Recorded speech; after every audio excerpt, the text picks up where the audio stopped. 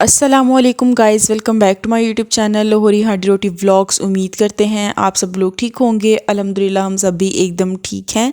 आज की हमारी रेसिपी है सफ़ेद चना चाट। आइए देखें ये किस तरह बनाया जाता है और इसके लिए हमें किन किन चीज़ों की ज़रूरत होगी। हमने यहाँ पर एक कढ़ाई ले ली है। अब हम यहाँ पर इसके अंदर शामिल करेंगे 1 कप। हमने यहाँ पर इमली का पल्प ले लिया है, ये हमें इसके अंदर शामिल कर देना है। इमली के पल्प की हमने अच्छी तरह से जो है गुठलियाँ निकाल लेनी है और इसका पल्प अलग कर देना है, वो हमने इसके अंदर शामिल कर देना है। फिर यहाँ पर हम इसके अंदर शामिल कर रहे हैं 1/4 टीस्पून। हमने इसके अंदर रेड चिली पाउडर शामिल कर दिया है। आप इसकी क्वांटिटी अपने जायके के हिसाब से कम या ज़्यादा कर सकते हैं।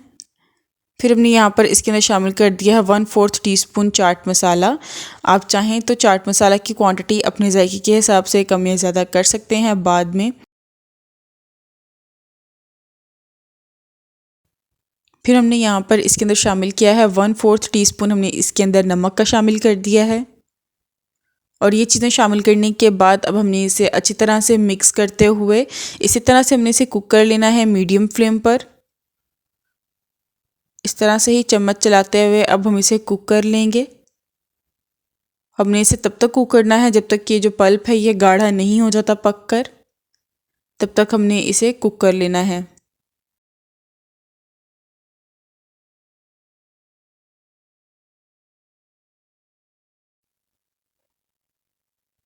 और जब ये अच्छी तरह से गाढ़ा हो जाएगा, ये देखिए जी, जब इसकी कंसिस्टेंसी इस तरह से आ जाएगी, फिर यहाँ पर हम इसके अंदर शामिल कर रहे हैं 250 ग्राम। हमने यहाँ पर उबले हुए सफ़ेद चने ले लिए हैं, वो हमने इसके अंदर शामिल कर देने हैं। हमने चनों को थोड़ा सा नमक डालकर हमने इसको पानी में उबाल लिया था। उबालने से पहले हमने चनों को 2 से 3 घंटे भिगो कर रखा था।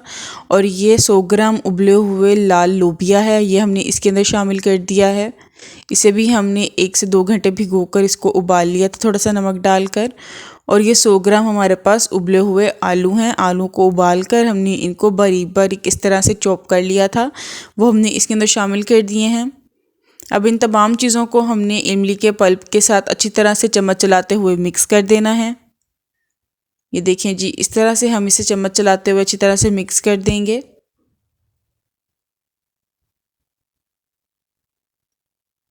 फिर हमने यहाँ पर इसके अंदर ये शामिल करना है कॉर्नफ्लावर का मिक्सचर। हमने यहाँ पर 1 टेबलस्पून कॉर्नफ्लावर लिया था, उसको हमने हाफ़ कप पानी के अंदर अच्छी तरह से मिक्स करके हमने वो इसके अंदर शामिल कर दिया है। अब हमने इसे अच्छी तरह से कुक कर लेना है मीडियम फ्लेम पर, इसी तरह से जब तक जो कॉर्नफ्लावर का मिक्सचर है वो गाढ़ा नहीं हो जाता, अच्छी तरह से पक नहीं जाता, तब तक हमने इसे इसी तरह से मीडियम फ्लेम पर चम्मच चलाते हुए कुक करना है।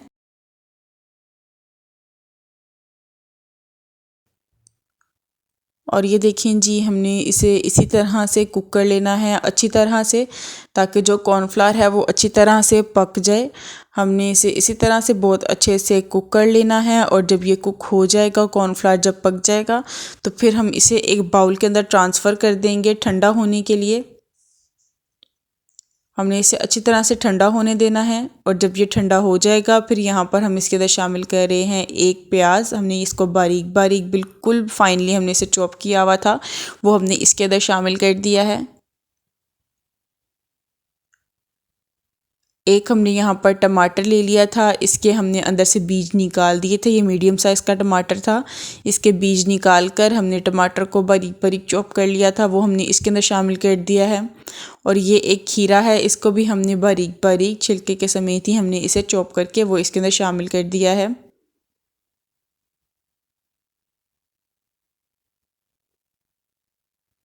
फिर हमने यहाँ पर 1 कप दही लिया था, दही को हमने बहुत अच्छी तरह से फेंट लिया था। इसके अंदर कोई किसी किस्म का लम्प्स जो है वो बाकी नहीं रहना चाहिए।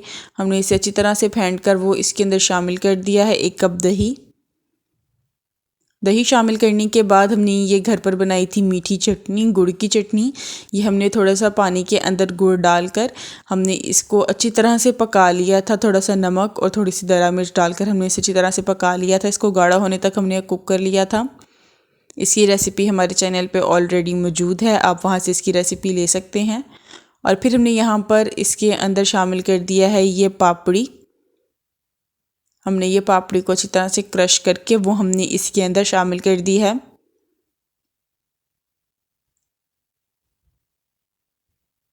अब हमने इसे अच्छी तरह से मिक्स कर लेना है। ये देखिए जी, हल्के हाथ से हमने इसे अच्छी तरह से मिक्स कर लेना है ताकि जो आलू हैं वो भी ना टूटें और चने भी ना टूटें। यहाँ पर हमें दही की क्वांटिटी कम लग रही थी, हमने यहाँ पर थोड़ा सा और दही शामिल किया और ये देखिए जी, मिक्स करने के बाद ये रेडी है डिश आउट के लिए। तो अब हम इसे डिश आउट करेंगे और सर्व करेंगे। मुझे उम्मीद है आपको हमारी आज की वीडियो बहुत पसंद आई होगी। और ये देखें जी, यहाँ पर चना चाट डिश आउट करने के बाद हम यहाँ पर इसकी गार्निशिंग कर रहे हैं इस तरह से और फिर हम इसे सर्व करेंगे। अगर आपको हमारी वीडियोस अच्छी लगती हैं तो आप हमारे चैनल को प्लीज़ लाइक, शेयर और सब्सक्राइब लाजमी कर दिया करें ताकि हमारी आने वाली नई वीडियोस की नोटिफिकेशन आप तक टाइम टू टाइम पहुँचते रहें। आपका हमारी वीडियो को एंड तक देखने का बहुत बहुत शुक्रिया। हमें अपनी दुआ में याद रखें, अपना बहुत सारा ख्याल रखें। अल्लाह हाफिज़।